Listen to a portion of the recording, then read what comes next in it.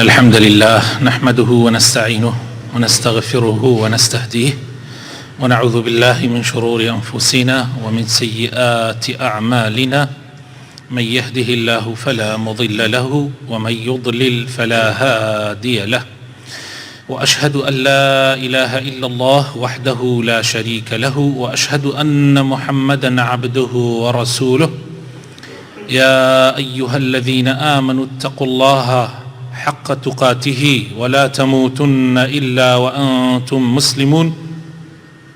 أما بعد فإن أصدق الكلام كتاب الله وخير الهدي هدي محمد صلى الله عليه وسلم وشر الأمور محدثاتها وكل محدثة بدعة وكل بدعة ضلالة وكل ضلالة في النار. یەکێکی تر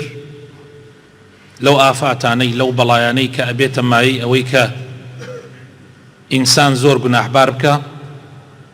بە زمان ئەنجام ئەدرێ بریتیە لە قەشمەریکردن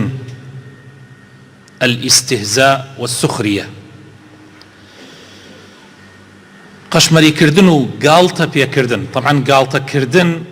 جایە، گاڵتە پێکردن جایە. گاڵتەکردن ئەگەر قسمەت هەبێ هەفتەی داهاتوو لەسەریە ڕۆین ئەوە مەوزوعێکی کەیە، بەس گاڵتە پێکردن یعنی شتێک هەیە و تۆ گاڵتەی پێەکەی، قەشمەری پێەکەی. ئەمە طبعا مەسئلەیەکە لەگەڵ ئەوەی تریانە حکمیشی جیاوازە، شێوازەکەیشی جیاوازە. ئەمە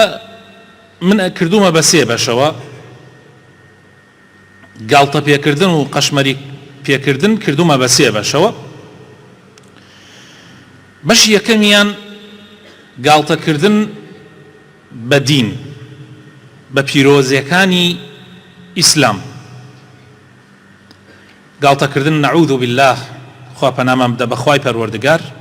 جەلە جەلالوه. گاڵتەکردن بە کتێبەکەی خوا بە قورئان یان بە کتێبە ئاسمانیەکانی تر بە حەقیقەتەکەی، نەک ئەوەی کە ئێستا دەستکاری کراوە.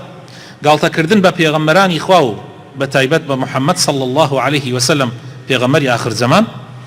گاڵتەکردن بە هەموو ئەو شتانەی کە لە دینە زانینی ضرورە، هەموو خەڵک ئەیزانێ، وەکو نوێژ، وەکو زەکات، وەکو ڕۆژوو، وەکو حەجکردنی ماڵی خوا. گاڵتەکردن بە ئەمانە خۆشەویستەکانم خەڵکانێکەیە گاڵتەیان پێکەنەوە. گاڵتە پێکردنیشی ئەو کەسەی کە ئەو گاڵتە بەو شتانەی ئەکا لە دینە، حتا تەنانەت بە ئەو شتانەی لە دینە کە زۆر وردن. سنەتێکی پێغەمبەر صلی الله عليه وسلم ثابت بووە بە حەدیثی صحیح یان بە ئاەتێکی قورئان، بۆ نمونە ڕیش، سیواک، ئەمانە ئەگەر ئەمانە بزانی سنەتی پێغەمبەر صلی الله عليه وسلم و دڵنیا ببی و گاڵتەی پێ بکەی، ئەمە هەمووی بەر ئەوە ئەکەوێت کە گاڵتەت بە دین کردووە. گاڵتەکردن بە دین خاوەنەکەی کافرەکات، لە ئیسلام دەریەکات، خوا پەنامان بدە. حتا با خۆی وەتەنی بە گاڵتەشۆ بڵێ، مەبەستی ئەوە بێ خەڵک پێ بکەن، هەر دەریەکا لە ئیسلام، چونکە ئەم مەسائلانە جێی گاڵتەکردن نییە. ئەوە ئەیبینین لەم لاولەولا خەڵک چۆن نەعوذ بالله چۆن گاڵتە بە خوا ئەکا، گاڵتە بە پێغەمبەری خوا ئەکا صلی الله عليه وسلم، یا گاڵتەکردن بە نوێژ، بە زەکاتدان، بە ڕۆژوگرتن، بە حەجکردنی ماڵی خوا. ئەمانە جاران بە ئاسانی نەئەگەیشتە بەرچاوی گشت کەسێ، بەس ئێستا بەهۆی ئەم فەیسبووک و تۆڕە کۆمەڵایەتیەکانەوە ئێستا زۆر یینەی خەڵک ئەیبینن. ئەوانە طبعا مەسئلەیەکە زۆر خەتەرە، تەنانەت سیرکردنیشی باش نییە، هەر سیرکردنیشی شتێکی زۆر زۆر خراپە. دوای ئەو مەسائلانە ئاسان ئەکاتەوە. کابرایەک نەعوذ بالله زوانم نایتێرێ بێڵێم قورئان ئەدڕێ یا ئیخاتە ژێر پێ، خوای پەروەردگار پەنامان بدە، ئەوە یەکسەر لە ئیسلام دەریەکا، یەکسەر کافر ئەبێ، یەکسەر ئیتر ژنی ئەبێ تەلاقی خۆی تەلاقی نییە، تەلاقی نامێنێ، بێ ژنەکەی بڕوا تەواو، ئیتر هیچ ئەسینێکی نامێنێ. ئەگەر بمرێت مناڵەکانی وەرەسەی نابن، ژنەکەی وەرەسەی نابا، باوکو دایکی وەرەسەی نابا، چونکە ئەوە بسڵمان نییە، کافرە. و بە هەمان شێوە ئەویش وەرەسە لە هیچ کەسێک لەوان نابە. إلا مگر توبه بکا و بگەڕێتەوە پەشیمان بێتەوە تۆبەیەکی ئاشکرا لە بەردەم خەڵکیە. مەسەلەکە زۆر حساسە زۆر وردە ئەبێ ئاگامان لێی بێ. خوای تعالی لە قورئانی پیرۆزە ئەفەرمێ يحذر المنافقون أن تنزل عليهم سورة تنبئهم بما في قلوبهم. منافق كان أترسان دائم دل الراوكيان بو أواني كلبانوا شايتمان هنا بو لقل پیغمبر بون بلام لجير وكافر بون لقل كافر كان بون أترسان آيات يكداب زي سورة يكداب زي روي راستي أوان درخا. خواه تعالى فرمي قل يستهزئوا إن الله مخرج ما تحذرون. خواه تعالى فرمي قشمر يكاني خوتان بكن بإسلام ومسلمانان. خواه تعالى أوي كان دري خابوا مسلمانان ولئن سألتهم ليقولن إنما كنا نخوض ونلعب. اگر پرسیاریان لێ بکەی بڵێ ئەی پێغەمبەری خوا بڵێ بۆ واتانە کرد بۆ گاڵتەتان بە مسلمانانە کرد گاڵتەتان بە ئیسلامە کرد ئەڵێن وەڵڵی تەنها گەمە و گاڵتەمانە کرد بۆ ئەوەی پێ بکەنین بۆ خۆشی. خوای تعالی فەرمێ قل أبالله وآياته ورسوله كنتم تستهزئون. ئایا بە ئاەتەکانی خوا ئایا بەخوا بە ئاەتەکانی خوا بە پێغەمبەرەکەی خوا گاڵتەتانە کرد لا تعتذروا تازە بیانوو مەهێننەوە قد كفرتم كافر بون تازة بعد إيمانكم لدواء إيمان هنانتان كافر بون إن نعفو عن طائفة منكم نعذب طائفة بأنهم كانوا مجرمين. آياتي شستو شوار وشستو بينجو شستو ششي سورة توبة. أم آياتانا لسر چي دابزي لسروي كابرايك منافق لنا منافق كان دا نشتبو قالطي يكر أيوة دا أم مسلماناني لا إيما ها خريق زقزل كردن لە خواردنە وێنەیان نییە لە قسەکردنا درۆزنن لە کاتی جەنگی شاخوێڕین و ترسنۆکن ئەمە بۆ ئەوەی جەماعەت پێ بکەنن جەماعەتیش ئەخەنین. مسلمانێکیش هەڵسا لەولاوە کە ئیمانێکی ڕاستەقینەی بوو گوێی لەم قسانە بوتی وەڵڵاهی درۆکەی وەڵڵاهی درۆەکەی ئێستا ئەڕۆم خەبەرە دەمە پێغەمبەری خوا صلی الله علیه وسلم ئەویش بە هەڵەداوان خۆی گەیانە پێغەمبەر صلی الله علیه وسلم بۆ ئەوەی اعتزار بکا و فریای خۆی بکەوێ کەس کەشفی نەکا کە منافقە. خوای تعالی بەر لەوەی ئەو بگات ئاەتەکانی دابەزاند خۆی کردبووە قەی حشتەکەی پێغەمبەر صلی الله علیه وسلم والله ئەی پێغەمبەری خوا ئێمە بەتەنها مەبەستمان گاڵتەکردن بوو. پێغەمبەری خوا صلی الله علیه وسلم ئەو ئاەتەی ئەخوێندەوە ئەی فەرموو لا تعتذروا تازە بیانوو مەهێننەوە قد كفرتم بعد إيمانكم. كافر بوون پاش ئیمان هێناندان زۆر خەتەرە ئەم مەسائلانە. ئێمە لەناو ئێمەشە ئێستا زۆرە لەم شێوازانە لە قەومەکانی پێشی پێغەمبەری خوای زۆر بوون. خوای تعالی لە قورئانە لە سورەتی یاسین ئاەتی 30 ئەفەرمێ حسرة على العباد ما يأتيهم من رسول إلا كانوا به يستهزئون. ئاهوناڵە بۆ هەندێک لە بەندەکانی خوا لەوانەی کە عەبدی خوان بەڵام لایان داوە لە ڕێبازی خوا هەر پێغەمبەرێکیان بۆ دێ قەشمەری پێ ئەکەن گاڵتەی پێ ئەکەن. بە نوح عەلەیهی سەلام کاتێ خەریکی دروستکردنی کەشتێکە بوو گاڵتەیان پێ کرد ئەیانت بەم گەرمای هاوینە نوح دانیشتۆ خەریکی کەشتی دروستەکە ئەخر ئەوەی نوح ئەیزانی ئەوان نەیان نەزانی. ويصنع الفلك وكلما مر عليه ملأ من قومه سخروا منه قال إن تسخروا منا فإنا نسخر منكم كما تسخرون. سورة هود آياتي 38. چۆن ئێوە گاڵتەوە قەشمەریمان پێەکەن ڕۆژێ دێ ئێمەش گاڵتەتان پێەکەین کاتێککە غەرقە بن دانە دانە ئەخنکێن لەناو ئاوەکەیە. هەروەها خوای تعالی دڵی پێغەمبەر ئەداتەوە بە ئەو گاڵتە پێکردنی منافق و کافرەکانە و جوولەکەکان ئەفەرمێ وەلەقەد استهزئ برسل من قبلك هیچ بێتاقەت مەبە ئەوانەی کە ئەمڕۆ قەشمەری بە تۆکەن بە پێغەمبەرەکانی پێشی تۆش قەشمەریان کردووە. فأمليت للذين كفروا ثم أخذتهم فكيف كان عقاب. خوای تعالی هەندێک ئەدا بە دەمی ئەو کافرانەوە پاشان لە کتوپڕێکا خوا ئەیان گرێ ئەو کاتە ئەبینن حاڵیان چۆنە. زۆرێکمان لەو کافرانە بینی هەر بە چاوی خۆمان ئەوانەی کە قورئانیان ئەدڕی و گاڵتەیان بە قورئانە کرد و گاڵتەیان بە ئیسلام و بە پێغەمبەرە کرد بینیمان بە چی شێوازێک مردوون. چۆن لە ئەخیرە لە پیسی خۆیان ئەخۆن زەلیل ئەبن ملکەچ ئەبن بەڵام لە کاتێکا کە سوودی نییە. گاڵتەکردن بە ئیمانداران ئەمیش جۆرێکە لەو جۆرانەی کە خەتەرە بەڕاستی. گاڵتەکردن بە ئیمانداران بەوەی خەریکی دیندارین. خوای تعالی لە قورئانی پیرۆزە لە سوورەتی مؤمنون ئەفەرمێ ومن خفت موازينه فأولئك الذين خسروا أنفسهم في جهنم خالدون. للروج قيامته كترازو دا أنري خلقان يكي ترازو كار دا چاكا كانيان سوكا كار چاكا كانيان سوكا وكار خرابا كانيان زور قرسا أو روجا زور پشيمانا ونوا تلفح وجوههم النار أقربر أدري لدم چاوان وهم فيها كالحون ألم تكن آياتي تتلى عليكم فكنتم بها تكذبون. آية كاني من تان بسرا أخرا راية باورتان بينا كردن قالوا ربنا لبي ألنشي ربنا غلبت علينا شقوتنا وكنا قوما ضالين. نقبتي وبدبختي كمان ظالبوا بسرمانا إما قومانيكي قمرابين ربنا أخرجنا منها خويا درمانك بس أم جارة درمانك فإن عدنا فإنا ظالمون. أجر بقرينوا أو الظلم مان كردوا استمع لخو مان كردوا.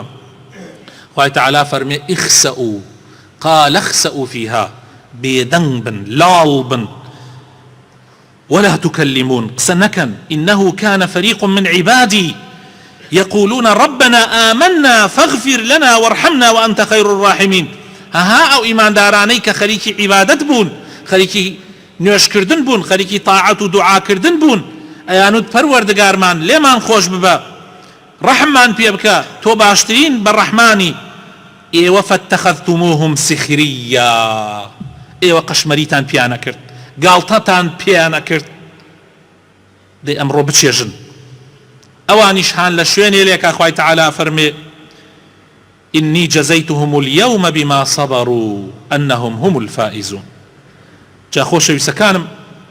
زور خطرة قالت كردن طبعا منافقة كان أمروش هنو لها مو زمان يكابون بلام لزمانك كإسلام توزي شوكتي زياتر بي زياترن أو كاتا وكو أوانن كالكاتي في غمرة صلى الله عليه وسلم وإذا لقوا الذين آمنوا قالوا آمنا أقر بقنا إيمان داران أولين إيمان من هنا هاي لقل يا بابا وني لقلتانا نيوجاكين لقلتانا الرجوع قرين وإذا خلوا إلى شياطينهم أقر بقينوا الشيطان كانيان سرقور كانيان قالوا إنا معكم ألين خويل الراستية إما لقل إيوين إنما نحن مستهزئون إما تنها قشمريان بيكي لا حول ولا قوة إلا بالله. جوريكي تلا جوركاني قالتا بيكردن خوش يسكانم قالتا كردن بخلقي خلق بكم بزاني. خوي تعالى لقرآن بيروزا فرمي يا أيها الذين آمنوا لا يسخر قوم من قوم هيج قومي لا هيج قومي كتر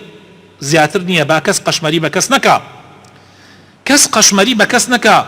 كس قالطة بكس يتر نكا عسى أن يكونوا خيرا منهم أو يوات توبة كم يزاني قشمري بيكي لو أنا أو لتوبة أشتر به ولا نساء من نساء وها آفرتان طبعا بو يا اخوي تعالى آفرت جاكاتو خلا لبشيه كم آياتك آفرت شي بركه بس بو تأكيد أكا لسر آفرت دوباره چونك آفرت أما زورك آفرتان خوان بزور أسباب قورا أزانن خوان وأزانن خوي أبينيت وأزانن لخلقي ترجوان ترى بد هندي دي مني دم تشاو بالاو جسمو لشولاريان خوان اللي أقوري نازن أو بس تنها غاز توزي غاز لناو مالا بلاو بيتو لقلت شرخكيها همو جوانيكاني الروح مروف چیه مروف تو خۆتت لێ گۆڕاوە یا شانازی کردن بە بنەماڵەوە خوای تعالی ویستی لەسەر بێ بە لەحزەیەک بنەماڵەکەت دێنێت لەسەرەوە ئەهێنێتە خوارەوە بە چیوە شانازیەکەی بە دەوڵەمەندیەکەتەوە بە پارە و پولەکەتەوە چەنەها خەڵک هەبوون خاوەن پارە و خاوەن دەسڵات و خاوەن مڵک خوای تعالی بە لەحەزاتێک زەلیلی کردن هیچی نەیەڵات بە چیوە شانازیەکەی ولا نساء من نساء عسى أن يكن خيرا منهن لواني أواني تو قالتان بيكي والله مناري نية قناحة مناري نية أم خوي خاون شوال بينج منالا خوي تعالى وازليل يكا منالا كاني شقيتي على الدندوي شانازي بمنالا كان يواكا بلا أو منالا ندوي دربدر يكن بخاوني ناكن خوي تعالى جاري وهي منالا كاني لي أسينيتوا ئەیدا بە ئەو ئەمەش ڕووی داوە ئیتر خوای تەعالە عقوبەکانی جۆرا و جۆرە کەس سەری لێ دەرناکە هەر کەسێ و بە شێوازێک خوای تەعالە سزای ئەدا ئەمە سزای دنیا جگە لە سزای قیامەت. پێغەمبەری خوا صلی الله عليه وسلم ئەفەرمێت بحسب امرئ من الشر احتقاره أخاه المسلم بس بۆ ئینسان شەڕانی بێ لای خوا ئینسانێکی خراپەکار بێ بەس تەنها ئەوەی کە مسلمانێک بەکەم بزانێ. لا حول ولا قوة إلا بالله. لە صحيح إمام مسلم هاتووە پێغەمبەر فەرمێ صلى الله عليه وسلم رب أشعث أخبر ذي طمرين مدفوع بالأبواب لو أقسم على الله لأبره. خەڵکانێک هەن لە هەژاری فەقیریە نایان پەرژێتە سەر شانەکردنی خۆیان هەر ناتوان سەر شانەکەن ناتوانن خۆیان بە جوانی بشۆرن جلوبەرگەکەی سێ و چوار نەوعە لەبەر چاوت ئاوان بەڵام لای خوا ئەوانە زۆر گەورن سوێن لەسەر خوا بخۆن خوای تەعالا سوێنەکانیان ناشکێنێ ئەوانە شوێنەیان زۆرە قەت کەس بەکەم مەزانە لەوانەیە خوا بەس بۆ تاقیکردنەوەی تۆ مەلایکەیەکی کردوێتە شکڵی پیاوێکی هەژار و ئافرەتێکی هەژار بێ بۆ لای تۆ زۆر ئاگات لە خۆت بێ کەم نییە لەوانەیە بەس بەوە خوا بتخاتە جەهەنەمەوە یعنی بەکەمی مەزانە. پێغەمبەری خوا صلی الله عليه وسلم دانیشتو بوو لەگەڵ زەلامێکە کابرایە تێپەڕی کابرایەکی بە هەیبەت و جلو هینی زۆر مەزبوط بوو پیاوێکی یعنی دەوڵەمەند بوو. پێغەمبەر صلی الله عليه وسلم فەرمووی ئەمە چۆن زەلامێکە وتی والله ئەمە زەلامێکی زۆر مهمە لە ڕئیس عەشرەتەکان دەمسبیەکانی قەومی خۆیەتی و ئەمە ئەگەر بڕاتە داوای ژن حەقە ژنی پێ بدرێ ئەگەر بڕات کابکە واستە بکە بۆ یەکی ئەبێ واستەکەی جێبەجێ بکرێ. پێغەمبەر صلی الله عليه وسلم بێدەنگ بوو کابرایەکی تری فەقیر و هەژار کەلپەلێکی عادی لەبەریا بوو فەرمووی ئەمە چۆن زەلامێکە فەقیر و هەژارێک ئەمە هیچ نییە ئەمە ئەگەر بڕاتە داوای ژن کەس ژنی پێ نادا و ڕێزی ئەوەی نییە و ئەگەریش تکا بکە واستە بکە کەس واستەکەی قبول ناکە. پێغەمبەری خوا صلی الله عليه وسلم فەرمووی دەی بزانە ئەوەی وا تۆ بەکەمت زانی یەک دانە لەوە بەقەدەر هەموو سەرزەوی لەوەکەی تر بەڕێزترە لای خوا بە شکڵ نییە بە لە شولار نییە بە جلوبەرگ نییە بە سیارەی ژێری نییە ئەمانە هیچ لە ئیسلامە ئەمە ناخواتەوە. ئەبوو ذەڕ یەکێک بوو لە پیاوە موهیمەکان و لە عەشەتێکی مهم بوو. بیلالیش پیاوێکی دەربەدەر کۆیلە هەژار ڕەشت پێست ڕۆژێکیان ئەوە دەمیان لێ گیر بوو مرۆڤ هەردەمی لێ گیرە بێ لەسەر شتێ بووە خلافیان یەکسەر ئەبوو ذەڕ خۆی بەکەم معقول نییە بیلال بەرامبەر من بۆسێتەوە تووڕە بوو فەرمووی هەی کوڕی ژنە ڕەشەکە. بیلال فەرمووی ئێستا چمە خزمەتی پێغەمبەر صلی الله عليه وسلم هیچ تری نەوت کە چووە خزمەتی پێغەمبەری خوا صلی الله عليه وسلم پێغەمبەری خوا ناردی بە شوێنی ئەبوو ذەڕ فەرمووی ئەبوو ذەڕ هێشتا جاهلیەتت تیا ماوە. ئەبوو ذەڕ ئەگەر پێغەمبەر صلی الله عليه وسلم یەک فیشەکی پێوە بنایە بیکوشتایە ئەوەنەی ئەو قسە لای ناڕەحەت نەبوو بۆ چونکە ئەبوو ذەڕ دڵی بەوە خۆشە چوارەم کەسە لە ئیسلامە شانازی بە ئیمانەکەیەوە ئەکا زۆر دڵی بە ئیمانەکەی خۆشە. ئێستا پێغەمبەر صلی الله عليه وسلم پێی بفەرمێت تۆ هێشتا جاهلیەتت تیا ماوە ئەمە زۆر گەورەیە بۆیە دەستی کرد بە گریان ڕۆی بیلالی هێنا سەری خستە زەویتی والله گەرێ پێ بخیتەبان سرم من هێشتا جاهلیەتم تیا ماوە. سان ئاوا ئیسلام ئاوا خەڵک پەروەردەکە. عایشە خوای لێ ڕازی بێ خێزانی پێغەمبەر صلی الله عليه وسلم بەس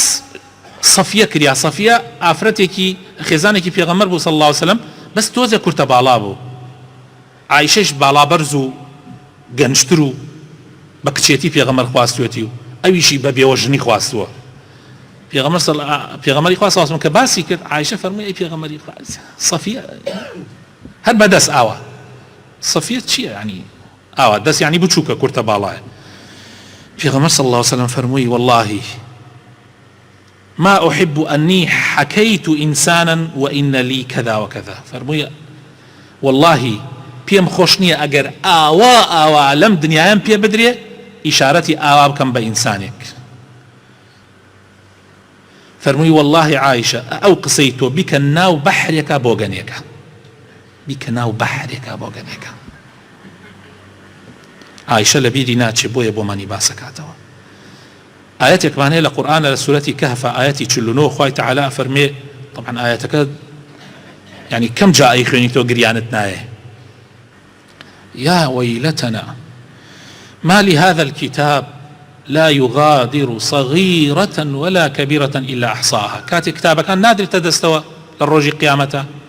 تماشا أكي هيتشي ليه قلنا كراوة حموشتكاني تيان وسراوة بتشكو قورة بويا أوانيك حالي عن زور خرابالين أي واوي ليه بو إيمة أي قرب سري بو إيمة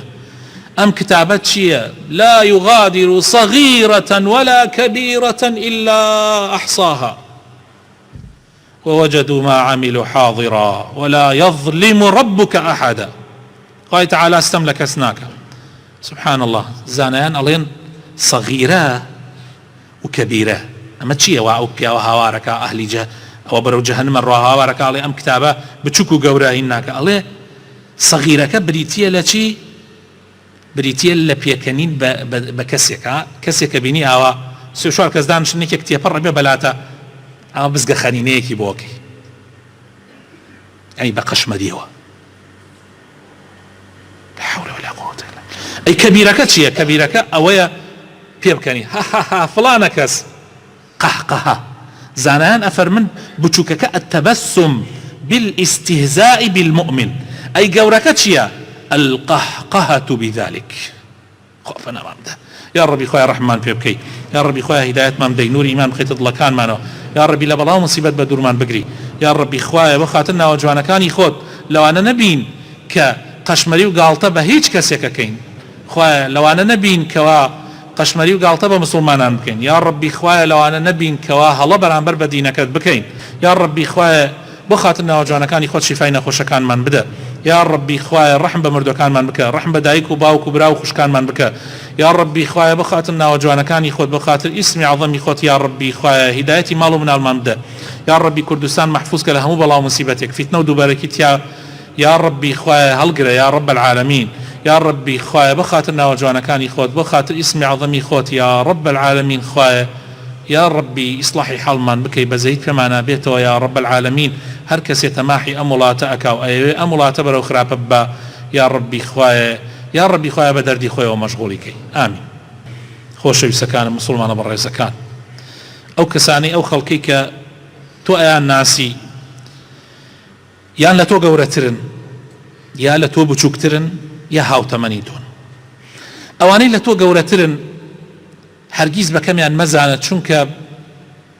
بێگومان لە تۆ زیاتر ئیشیان کردو و تەجروبەیان زۆرترە و هەوڵیان داوە لەوانەیە خوا بەهۆی کارە زۆرەکانیانەوە ڕەحمیان پێ بکا و لە تۆ بەرزتر بن پلەیان بۆیە قەشمەری بە کەس مەکە لە خۆت گەورەتر ئەوەشی کا لە تۆ بچووکترە دائیمەن وا سیر کە بڵێ بەخوا ئەمە مناڵە لە من مناڵترە گوناحی لە من کەمتر کردووە لەوانەیە ئەمە پلەپایی زۆر لە من بەرزتر بێ ئەوەی کە هاوتەمەنی تۆیە دائما إنسان بهاو تمنكاني بڵێ کێ ئەڵێت ئەم لە من باشتر نییە خۆ من گوناحەکانی ئەو نازانم هەنێک گوناحەکان نێزانم بەس ئەوەی کە لە ئەوا بینیمە زۆر زۆرترە لە خۆمە برا هەر کەسێک ئێمە کە گوناحێکی لێ ئەبینین و ناو خەڵکا باسیەکەین هەر گوناحێ بێ هەر گوناحێ ئێستا بۆ نمونە باسێ خەبەرێک دوێنێ بڵاوە بۆ تۆ باسی کابرایەکە کا تووشی فلان مصیبەت بووە تووشی فلان گوناح بووە هەر گوناحێکی هەبێ دڵنیا بە لەوانەیە لە خۆمانە زۆر زۆرتر بێ چۆن باسیەکەی خوا تۆی ستر کردە ئەوی ئەمڕۆ کەشف کردە لەوانەیە باسی کەی خوا تۆش سترەکەت لەسەر هەڵگرێ بۆیە ئاگات لە دەمی خۆت بێ و وریا بە خوای تەعالا پێغەمبەری خوا فەرمێ صلی الله عليه وسلم خوای تەعالا تەماشای کەلوپەل و جلوبەرگ و ئەمانەتان ناکە خوای تەعالا تەماشای دڵ و عەمەلەکانتانەکە کێ دڵی پاک بێ عەمەلی باش بێ لای خوا زۆر گەورەیە کێش خوا پەنامان بدە یعنی کەمتر بێ ئەوە پلەکەی خواردترە گاڵتە هەتا بە مناڵیش ئاگات لە خۆت هەتا مناڵی خۆتیش ئەم دوو سێ قسەی ئەخیرە بۆ خێزان باسەکەم تۆ جاری وە هەیە لە ناو خەڵکە لە لای براکانتە و برازاکانتە و خزمەکانتە گاڵتە بە مناڵێکی خۆتەکەی بە کوڕەکەت دایکە گاڵتە بە کچەکەیەکە وەڵڵا تەمەڵە ئیش ناکە هەرچی پێژم بە قسەم ناکە لە مەکتەبە تەمەڵە نازانم سبحان الله زۆر خەتەرە قسانە یعنی طبعا ئەو قسانە ئەبێتە مایە ئەوەی کەوا ئەو مناڵە بشکێتەوە و جۆرێک لە قەشمەری پێکردنە جاری وایە خزمەکان تیش قاقای پێکەنین لێدەن بەهۆی ئەوەوە کە ئەوانەی یوان دانیشتون لەوانە مناڵەکانی لە مناڵەکانی تۆ زۆر خراپتر بێ بەس ئەوان باسی ناکەن بۆیە مناڵەکەی تۆ ئەشکێتەوە مناڵەکانی ئەوانیش بەرزە بێتەوە لەوە خەتەرتر گاڵتەکردنی پیاو بە ژنەکەی و ژنیش بە پیاوەکەی ها لەم ماوە بیستمەتەوە ژن وا هەبووە لە لای مامەی پیاوەکەیە یعنی تۆزێک کێشە بووە لە بەینانە وتی سێ تفی کردەتە ناو چاوی پیاوەکەی یعنی ژنەکە سێ تفی کردە ناو چاو پیاوەکە لا حول ولا قوة إلا بالله لا حول ولا قوة إلا بالله یا ژن دائنشی قسە بە پیاوەکە ئیش ناکە هەرها لە ماڵە هە نازانم چیەکە ئەمە لە ناو خەڵکە لە لای یعنی ئەگەر ئەو ژنە گلەی خۆی لە لای باوکی پیاوەکەی بکە لەبەر کێشەیەک لەبەر وەزعێک بچێ بە تەنیا ناچار ببێ زۆر ناچار ببێ گلەی خۆی بکە بە تەنیا بەبێەوەی کەس بێ وڵڵی مامەگیان حاڵی پیاوەکەم ئاوایە حاڵی کوڕەکەت ئاوایە منیش لە ناچاریە زۆر ناچار بووم هاتم بۆ تۆ باسێکم بۆ ئەوەی حەلیکەی ئەوە ئاساییە یا لای مامۆسایەکی ئاینیە فتوایەک مەسئلەیەک باسەکەی تۆ ناچاری ئەزانی مامۆساکە ئەمینە و باسی ناکا لای خەڵک ئەوە ئاساییە بەڵام لە ناو خەڵکا و بۆ قەشمەری پێکردن و بۆ شکاندنەوەی پیاوەکەت ئەوە کارێکی زۆر خەتەرە